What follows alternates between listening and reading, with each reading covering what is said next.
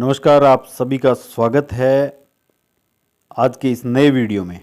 यदि अभी तक आपने चैनल को सब्सक्राइब नहीं किया है तो प्लीज़ सब्सक्राइब कीजिए और अपने दोस्तों के साथ शेयर कीजिए। चुनाव से संबंधित महत्वपूर्ण जानकारियां आपको इस वीडियो में मिलेगी।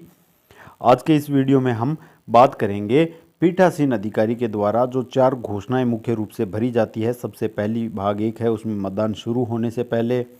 उसके बाद जो दूसरी है वो है वोटिंग मशीन के उपयोग के समय पीठासीन अधिकारी की घोषणा, और तीसरी है मतदान के अंत में, और चौथी है वोटिंग मशीन की सीलिंग के बाद।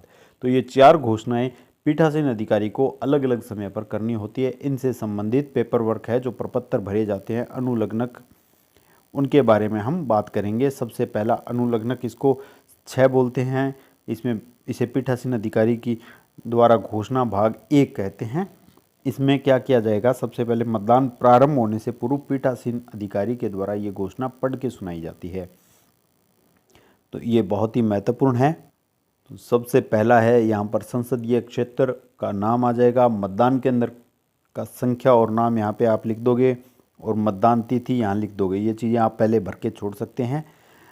यहाँ पर मैं घोषणा करता हूँ कि मैंने मतदान अभिकर्ता और अन्य उपस्थित व्यक्तियों के समक्ष प्रदर्शित किया है कि ये जो भी घोषणा है ये पूरी कंप्लीट आपको मतदान अभिकर्ताओं के सामने पढ़नी है। मतदान जो मॉक पोल है या मतदान प्रारंभ होने से पूर्व है, ये सारी घोषणाएं आपको पढ़नी है। एक बार मैं जल्दी जल्दी पढ़ देता हूँ शॉर्ट में। मॉक पोल आयोजित करके वोटिंग मशीन सही काम कर रही है और उसमें पहले से कोई मत दर्ज नहीं है, ये दिखा दिया है। इसके अलावा मतदान के दौरान उपयोग में किए जाने वाले मतदाता रजिस्टर को भी उसको दिखाना है। निर्वाचन ड्यूटी प्रमाण पत्र जारी करने के लिए प्रयुक्त किए जाने वाले चिन्हों के अलावा कोई अन्य चिन्ह नहीं है, ये भी हमें दिखाना है। निर्वाचक जो नामावली है उसको, और वोटिंग मशीन की नियंत्रण यूनिट के परिणाम अनुभाग को सुरक्षित करने के लिए उपयोग की जाने वाली पेपर सील पर अपने हस्ताक्षर कर दिए और उन पर मतदान अभिकर्ताओं के भी हस्ताक्षर ले लिए।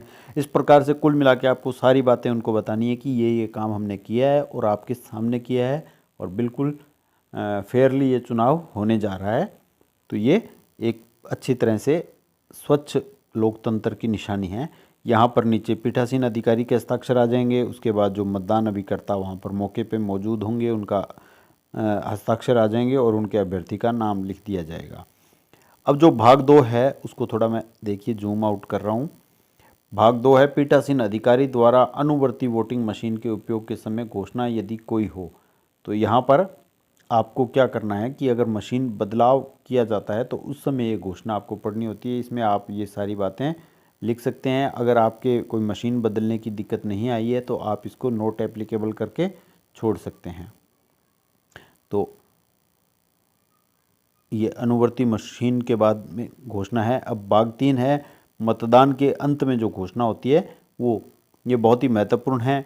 मैंने उन मतदान अभिकर्ताओं को जो मतदान समाप्ति के समय मतदान केंद्र पर उपस्थित थे एवं जिन्होंने नीचे हस्ताक्षर किए हैं, निर्वाचनों का संचालन नियम 1961 के नियम 49(2) के अधीन यथा अपेक्षित 17C जो अभिलिखित मतों का लेखा है, जिसके बारे में भी मैं आपको अलग से वीडियो इस चैनल पे मिल जाएगा। उसमें भाग 1 में रिकॉर्ड किए गए मतों का लेखा में प्रत्येक प्रविष्टि की एक एक सत्यापित प्रति दे दी है।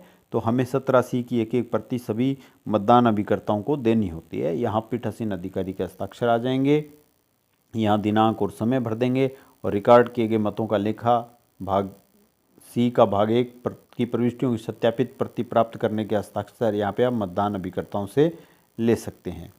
और निम्नलिखित मतदान अभिकर्ता जो मतदान के समय उपस्थित थे, प्रारूप 17 के भाग 1 की सत्यापित प्राप्त करने की और उनकी रसीद देने से इनकार किया तो उनके यहाँ पे आप हस्ताक्षर करवा सकते हैं, यदि कोई सत्यापित प्रति नहीं लेता है तो यहाँ पर पीठासीन अधिकारी के हस्ताक्षर, दिनांक, समय आ जाएगा। तो ये भाग 3 था। भाग 4 है, वोटिंग मशीन की सीलिंग के बाद घोषणा। मतदान की नियंत्रण की यूनिट और यूनिट मतपत्र इकाइयों के बक्सों पर मैंने अपनी सील लगा दी, और मैंने उन अभिकर्ताओं को जो मतदान के अंत में मतदान केंद्र पर उनकी सील लगाने की अनुमति दे दी है। तो ये अगर कोई अभ्यर्थी हस्ताक्षर मोहर लगाता है तो वो यहाँ पे हस्ताक्षर करेगा, और अगर कोई मोहर नहीं लगाता है तो वो यहाँ हस्ताक्षर करेगा जो अभिकर्ता हैं वो। यहाँ पीठासीन अधिकारी के हस्ताक्षर, यहाँ दिनांक और समय आ जाएगा।